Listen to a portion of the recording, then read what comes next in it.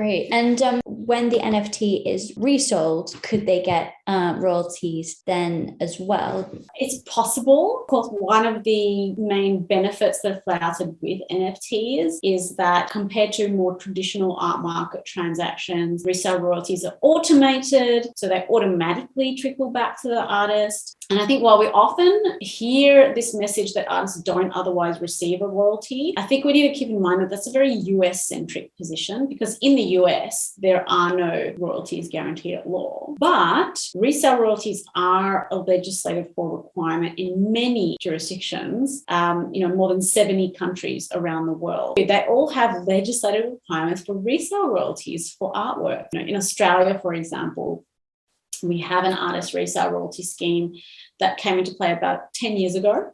And it applies to all commercial resales of artworks over Australian $1,000, and that they need to be reported, and then 5% of that royalty is payable on the resales. Most NFT marketplaces do build in this kind of automated resale function into transactions on their platform. Some even offer like a kind of a flexibility where you can choose the level of resale royalty. So like Nifty Gateway does that now, or Rarible as well. And we talked about this idea of splitting royalties as well. So that would apply to the secondary market. But in reality, I think there's a lot of misconceptions about how these resale royalties get triggered. So if you look at the ERC 721 smart contract standard, which is used for most NFTs sold on Ethereum, there's no mention of a resale royalty in that code at all. So it's actually not at the smart contract level. For it to kick in, it gets triggered at the platform level. So not at the smart contract level, but at the platform level. So at the level